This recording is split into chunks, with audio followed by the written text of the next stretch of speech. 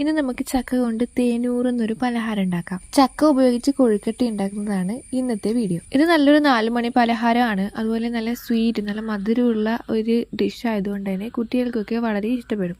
ഇപ്പൊ ചക്കയുടെ സീസൺ ആയതുകൊണ്ട് തന്നെ ചക്ക കൊണ്ട് ഒരുപാട് വിഭവങ്ങൾ ഉണ്ടാക്കിയിട്ടുള്ള വീഡിയോ ഞാൻ ചെയ്തിട്ടുണ്ട്. ഈ ഒരു ഡിഷിന്റെ പ്രത്യേകത എന്താണെന്ന് വെച്ചാൽ ഇതിന്റെ വരിക്കച്ചക്ക മസ്റ്റാണ്. നല്ല പഴുത്ത വരിക്കച്ചക്ക ഉപയോഗിച്ചിട്ടാണ് ഈ ഒരു കൊഴുക്കട്ട ഉണ്ടാക്കുന്നത്. ഈ ഒരു സെയിം റെസിപ്പി നമുക്ക് ഇലയടിയായിട്ടും ചെയ്യാം, കൊഴുക്കട്ടയായിട്ടും ചെയ്യാം. വരിക്കച്ചക്ക കിട്ടിയപ്പോൾ അതിൻ്റെ ഒരു മുക്കാൽ ഭാഗമൊക്കെ നമ്മൾ കഴിച്ചു തീർത്തു. പിന്നെയുള്ള കുറച്ച് പാർട്ട് ഇതുപോലെ ചെയ്യാമെന്ന് വെച്ചു. കൊഴുക്കട്ട ഉണ്ടാക്കാൻ കാരണം അത് എല്ലാവർക്കും ഇലയൊക്കെ അവൈലബിൾ ആയിരിക്കണമെന്നില്ലല്ലോ. അപ്പോൾ ഈസി ആയിട്ട് ഇതുപോലെ കൊഴുക്കട്ട ഉണ്ടാക്കിയെടുക്കാൻ പറ്റും. ആദ്യം തന്നെ ചക്ക കട്ട് ചെയ്ത് അതിൻ്റെ പൾപ്പെടുത്ത് അതിൽ നിന്ന് സീഡൊക്കെ റിമൂവ് ചെയ്ത് ഇതുപോലെ മുറിച്ചെടുക്കണം.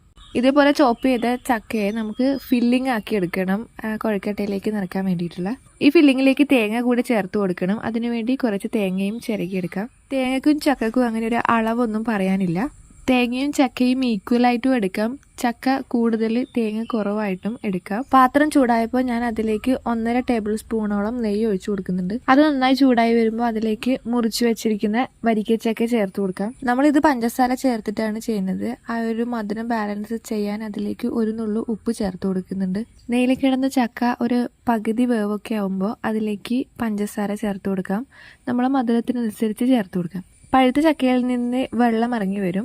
ആ ഒരു വാട്ടർ കണ്ടൻറ്റും ഈ പഞ്ചസാരയൊക്കെ കൂടെ ഒരു ലിക്വിഡ് അതിനകത്ത് ഫോം ചെയ്യും. ഹണിയൊക്കെ പോലെ, തേനൊക്കെ പോലെ അതിൽ കിടന്ന് നമ്മുടെ ചക്ക നല്ല വിളയിച്ചെടുക്കണം. അതിൽ ഫോം ചെയ്ത ആ വെള്ളമൊക്കെ ഒരു പകുതി വറ്റി വരുമ്പോൾ അതിലേക്ക് തേങ്ങയും കൂടെ ചേർത്ത് കൊടുക്കാം. ആ വെള്ളമൊക്കെ ഒരു 80 മുതൽ 90% വരെ വറ്റുമ്പോൾ നമുക്ക് സ്റ്റൗ ഓഫ് ചെയ്യാം.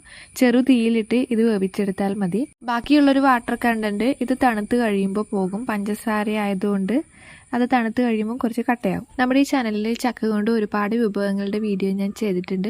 അതൊക്കെ പ്ലേലിസ്റ്റ് ആയിട്ട് കൊടുത്തിട്ടുണ്ട്. ഡിസ്ക്രിപ്ഷനിൽ ലിങ്ക്സും കൊടുത്തേക്കാം. നേരെയുള്ളപ്പോൾ അതൊക്കെ കണ്ടു നോക്കണം, യൂസ്ഫുൾ ആകാതിരിക്കില്ല. ഇനി നമുക്ക് അടയുടെ അല്ലെങ്കിൽ കൊഴുക്കട്ടയുടെ മാവ് റെഡിയാക്കണം. അതിനുവേണ്ടി ഞാൻ റെഡിമെയ്ഡായിട്ട് കടയിൽ നിന്ന് കിട്ടുന്ന നൂൽപുട്ടിന്റെ പൊടിയാണ് എടുത്തിട്ടുള്ളത്. നിങ്ങളുടെ വീട്ടിലെ അടയൊക്കെ ഉണ്ടാക്കുന്ന പൊടി ഉണ്ടെങ്കിൽ അത് യൂസ് ചെയ്യാം. ഫൈൻ ആയിട്ടുള്ള പൊടിയായിരിക്കണം. അരിപ്പൊടിയിലേക്ക് ഒരു ഫ്ലേവറിന് വേണ്ടി ചക്ക അരച്ചത് കുറച്ച് ചേർത്ത് കൊടുക്കുന്നുണ്ട്. ഓപ്ഷണൽ ആണ്, വേണമെങ്കിൽ ചേർത്ത് കൊടുത്താൽ മതി. ഇത് കടയിൽ നിന്ന് വാങ്ങിയ പൊടിയായതുകൊണ്ട് തന്നെ അതിലേക്ക് തിളക്കുന്ന ബോയിലിംഗ് വാട്ടർ ഒഴിച്ചു കൊടുത്തിട്ടാണ് ഇത് കുഴച്ചെടുക്കേണ്ടത്. ഈ ഒരു മാവിന് ഉപ്പ് കുറഞ്ഞു പോയി കൂടിപ്പോയി ആ ഒരു പ്രശ്നം ഇല്ലാതിരിക്കാൻ വെള്ളം തിളപ്പിക്കാൻ വെക്കുമ്പോൾ അതിലേക്ക് പാകത്തിന് ഉപ്പും കൂടെ ചേർത്തിട്ടാണ് വെച്ചത്. അതുകൊണ്ട് ആ ഒരു ബോയിലിംഗ് തിളക്കുന്ന ഉപ്പ് വെള്ളം കുറേശ്ശെ ഒഴിച്ചിട്ടാണ് ഈ മാവ് ഞാൻ കുഴച്ചെടുക്കുന്നത്. അടക്ക് വേണ്ടി വീട്ടിൽ പൊടിച്ച പൊടിയാണെങ്കിൽ, മില്ലിലൊക്കെ പോയിട്ട് അല്ലെങ്കിൽ മിക്സിയിലൊക്കെ വീട്ടിൽ നിന്ന് പൊടിച്ചെടുത്ത പൊടിയാണെങ്കിൽ ഇതേ രീതിക്ക് ബോയിലിംഗ് വാട്ടറിലൊന്നും കുഴച്ചെടുക്കേണ്ടിയില്ല. ഒരിളം ചൂടുവെള്ളം അല്ലെങ്കിൽ നോർമൽ വാട്ടർ ഉപയോഗിച്ച് എങ്ങനെയാണോ നിങ്ങൾ അടക്ക് മാവ് ഉണ്ടാക്കുന്നത് അതുപോലെ ചെയ്താൽ മതി. ഇതിൽ നിന്ന് കുറച്ച് മാവ് എടുത്ത് ഒരു ബോളാക്കി അതിനെ ഇതേപോലെ കപ്പ് പോലെ ആക്കണം. കണ്ണൂർ പൂരം സെലിബ്രേഷൻ്റെ ഭാഗമായിട്ട് ഇതേ രീതിക്ക് അട ചുടുന്നുണ്ട്. അതിൻ്റെ വീഡിയോയും ഞാൻ ചാനലിൽ അപ്ലോഡ് ചെയ്തിട്ടുണ്ട്. അതിൻ്റെ ഫില്ലിങ് എങ്ങനെയാണ് ഉണ്ടാക്കുന്നത് ആ കാര്യങ്ങളൊക്കെ കണ്ടു നോക്കാൻ വേണ്ടി അതിൻ്റെ ലിങ്കും ഞാൻ ഡിസ്ക്രിപ്ഷനിൽ കൊടുത്തേക്കാം. മാവൊക്കെ കുഴയ്ക്കുന്നതിന് മുന്നേ ഉണ്ടാക്കി വെച്ചതുകൊണ്ട് തന്നെ ഈ ഫില്ലിംഗ് ഒക്കെ നന്നായിട്ട് തണുത്തിട്ടുണ്ട്. ഞാനിവിടെ ഫില്ലിംഗ് ഉണ്ടാക്കിയത് ചക്ക കൂടുതലും തേങ്ങ കുറവും എടുത്തിട്ടാണ്. ചക്ക കുറച്ചേ ഉള്ളൂ എങ്കിൽ അല്ലെങ്കിൽ കൂടുതൽ മെമ്പേഴ്സൊക്കെ ഉണ്ടെങ്കിൽ ഇതിൽ കുറച്ചും കൂടെ അധികം തേങ്ങ ചേർക്കാവുന്നതാണ്. അതായത് ചക്കയുടെ ഈക്വലായിട്ട് തന്നെ തേങ്ങ ചേർക്കാവുന്നതാണ്.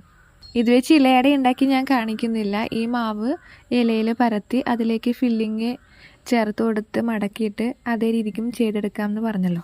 എല്ലാത്തിലും ഫില്ലിങ് നിറച്ച് കൊഴുക്കട്ട 20 മിനിറ്റ് ഇഡ്ഡലി പാത്രത്തിൽ വെച്ച് സ്റ്റീം ചെയ്ത് ഇത് വെന്ത് റെഡി ആയിട്ടുണ്ട്. വീഡിയോ യൂസ്ഫുൾ ആയെങ്കിൽ ലൈക്ക് ചെയ്യണം. അതുപോലെ ചാനൽ ഒന്ന് സബ്സ്ക്രൈബ് ചെയ്ത് വെക്കണം. ഫ്രണ്ട്സിനും ഫാമിലിക്കും ഒക്കെ ഷെയർ ചെയ്ത് കൊടുക്കണം. പിന്നെ നിങ്ങളുടെ അഭിപ്രായങ്ങളും നിർദ്ദേശങ്ങളും ഒക്കെ കമൻറ്റ് ബോക്സിൽ അറിയിക്കണം. മറ്റൊരു നല്ല വീഡിയോ ആയി വീണ്ടും കാണാം.